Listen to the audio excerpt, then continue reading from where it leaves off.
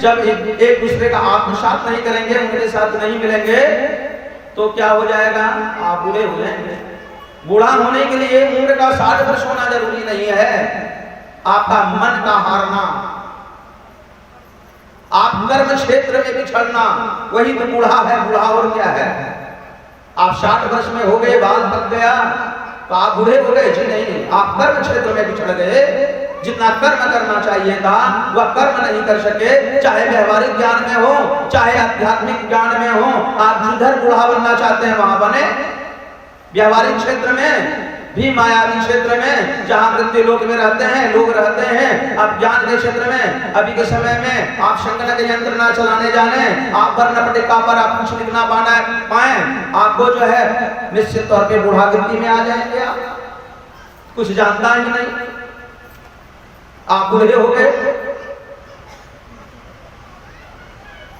आप अपडेट बन के रहिए, अपने जीवन को कार्य क्षेत्र में मिला के चलिए कि जीवन कहाँ है? कार्य क्षेत्र में, व्यवहारिक ज्ञान है। अगर आप यहां नहीं कर पाएंगे तो आप बूढ़े होंगे ना होंगे?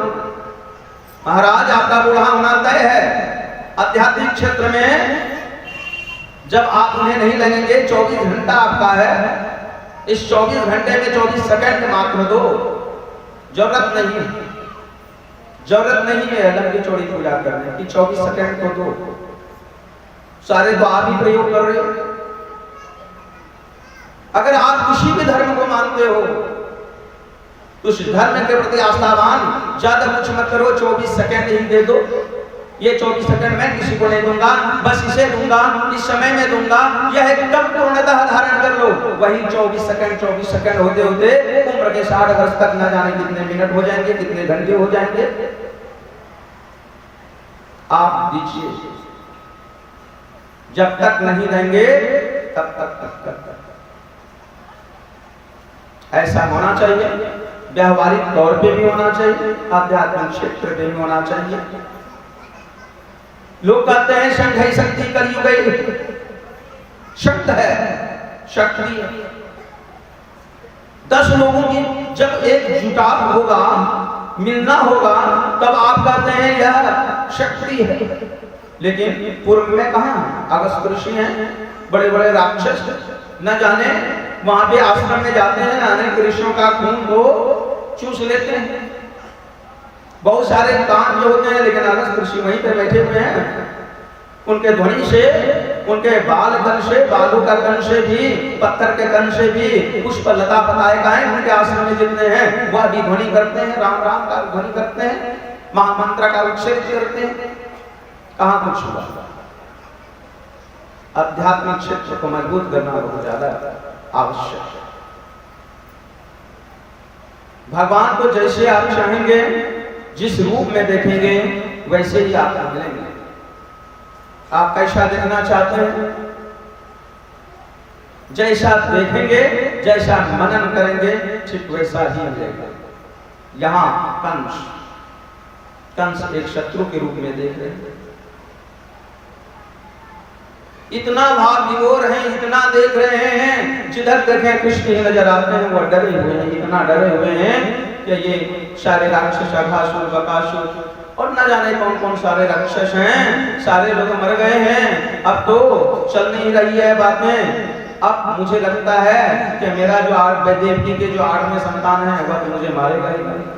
डरा हुआ है, इतना भय है कि जहां देखो वहां कृष्ण ही नजर आता है। भगवान का किसी रूप में दर्शन करना ये तो कल्याण है। किसी भी रूप में दर्शन कर लो, क्या जरूरी है कोई एक रूप का ही? 10 रूपों में भी आप दर्शन करो। यह सनातन धर्म है, यहां कोई जरूरी नहीं है कि आप सिर्फ एक ईश्वरवाद पर विश्वास करें। कोई आवश्यक नहीं।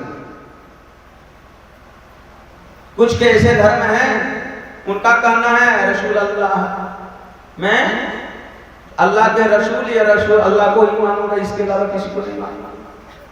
एक मानना। सनातन धर्म यह नहीं बोल रहा है आप जिसे चाहो, जैसा चाहो आप उन्हें मानो, लेकिन पूर्णतः समर्पण के भाव मानो, जैसा व्यक्तित्व है उसी व्यक्तित्व के आधार पर आप मानो, निश्चित तौर पे आपका विजय होगा, आप शरणागत होंगे, निश्चित तौर से परमानंद को प्राप्त करेंगे। यह सनातन धर्म बफे सिस्टम है भोजन का। कहीं भोज खाने जाएंगे, वहां आप कहीं खिचड़ी मिल गया आपको, अब जो मीठा खाना पसंद करता है वहां नमकीन मिल गया, उसे पसंद नहीं आएगा। कहीं खीर का ही भोजन है, वहां गया सिर्फ खीर मिल रहा है, अब जिसको नमकीन पसंद है खीर पसंद नहीं करेगा। लेकिन सनातन धर्म बफे सिस्टम है, सब तरह से भोजन लगा हुआ है। आपको क्या चाहिए, जो चाहिए वह मिलेगा, जो नहीं देखा है नहीं सुना है वह भी मिलेगा। आप प्रवेश को दीजिए, यही तो है सनातन धर्म। धर्माणाम जननी, जिन्होंने धर्म की जननी कहा गया है, न जाने इनसे कितने धर्म का उत्पत्ति, रास्ता का चयन हुआ है, वो वहां पहुंचे हैं, चाहे जैन धर्म हो, बौद्ध धर्म। आप देखिए, इतिहास उल्टाएंगे तो जरूर आपको मिलेगा। आप भी चाहते हैं उनको देखना तो निश्चित तौर पे देखिए। आप आस्थावान रहें, जैसा देखना चाहते हैं, आप शक्ति को पा सकते हैं, शक्ति के प्रति समर्पण का भाव रखें, आप प्रेम के उदागर हैं, प्रेम से आप पाना चाहते हैं भगवान श्री नारायण का उपासना कीजिए। आप अघोर रूप में आते हैं, अघोरेभ्यो तघोरेभ्यो घोर घोर धरेभ्य, अघोर रूप में आते हैं, अघोरी बनना चाहते हैं, सबसे बड़ा अघोरी दिमाग। आप जैसा चाहें प्रभु वैसा करें, स्वतंत्र हैं, लेकिन आप चाहें तो उस क्षेत्र में तो आगे बढ़े, निश्चित आगे बढ़े। कंस समझ रहे हैं अब हमारा मृत्यु कोई नहीं काट सकता, लेकिन कोई न कोई ऐसा तरकीब लगाया जाए जिससे मृत्यु को टाला जाए। अभी भी उनके मन में संशय है कि सच में गोकुल में जो हमारे यशोदा के और नंद बाबा के यहाँ लाल है, क्या सच में वही है? इसी के बीच में नारद का आगमन होता है, उनके पास में आते हैं और यथोचित सत्कार पाने के पश्चात वह उनसे कहते हैं, देखो वसुदेव ने तुम्हारे साथ छल किया है। वो बड़ा उत्सुक हो जाते हैं, मृत्यु को देखते हैं, डर बैठा हुआ है। जब भी उसके बारे में कोई चर्चा करते हैं बड़ा ध्यान उनका एकाग्रचित हो जाता है।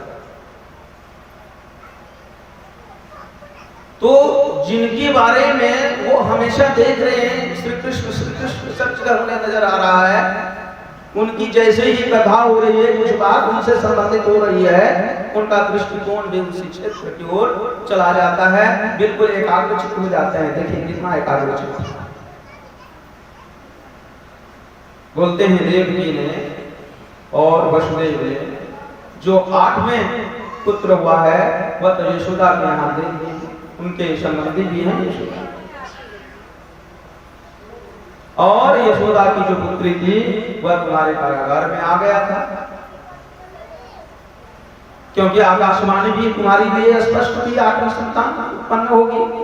8वीं संतान का होना यहाँ पुत्र ही था, लेकिन वहां तो पुत्री मिली है तुम्हें। इनके दिमाग में आ गया, ओ चलो मैं देवकी को मार देता हूं, वसुदेव को मार देता हूं, इन्हें नहीं छोड़ा जाए, इन्होंने इतना बड़ा छल किया है। अब है पाप के जो समर्थन करेंगे वह भी तो पाप का है। यहाँ नारद जी कुछ पापों में फंस गए, कहते हैं सुनो वसुदेव को मारने से क्या होना है, देवकी को मारने से क्या होना है, कुछ नहीं मिलने वाला। जैसे ही तुम वसुदेव और देवकी को मारोगे, यह बात जैसे ही कृष्ण को पता चलेगा वो तो भाग जाएगा, फिर तुम उसे नहीं पकड़ पाओगे। इसलिए कुछ ऐसा युक्ति करो जो श्री कृष्ण को ही मारो। ये बात बिल्कुल समझ में आ, अच्छा लगा। और उसके बाद उन्होंने धनुष यज्ञ का, धनुष यज्ञ के बारे में इन्होंने प्रारंभ किया कि धनुष यज्ञ करवाया जाए, किया जाए, और उसी में उन्हें वहां से बुलाया। धनुष यज्ञ का प्रारंभ हुआ। मुख्य यहाँ उद्देश्य है धनुष यज्ञ में उनका, श्री कृष्ण का हत्या करना, अपने शत्रुओं को नाश करना, यह वो चाह रहे हैं, यह इच्छा हो रही है उनकी।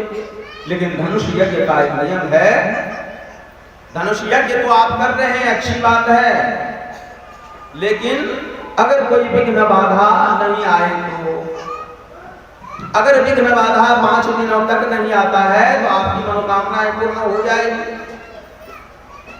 अगर कोई 5 दिन के अंदर में विघ्न बाधा हो जाए, आ जाए, तो जो यज्ञ करता है उसका नाश हो जाएगा। कंस बोलते हैं मेरा क्या होगा, कुछ नहीं हो सकता, वह ग्वाला हमारे सामने क्या करेगा, मैं तो बड़े बड़े पहलवान रखूंगा। तैयारी उन्होंने करना प्रारंभ कर दी, इतने बड़े बड़े हैं हमारे सामने युद्ध है, वो ग्वाल वाला कुछ नहीं कर सकता है, विघ्न हो नहीं सकती है, इसलिए धनुष यज्ञ की तैयारी की जाए। लेकिन यह तो अच्छी बात है, धनुष यज्ञ हो, बहुत अच्छी बात है। इस धनुष यज्ञ में प्रारंभ तो कर दिया जाए धनुष यज्ञ की, लेकिन श्री कृष्ण कैसे आएंगे, वह जैसे ही उन्हें पता चलेगा कि कृष्ण को बुलाना है, यहाँ पे कृष्ण को आमंत्रण करना है, वह कृष्ण तो आएगा नहीं। कोई ऐसा विश्वास पात्र चाहिए, ऐसा विश्वासी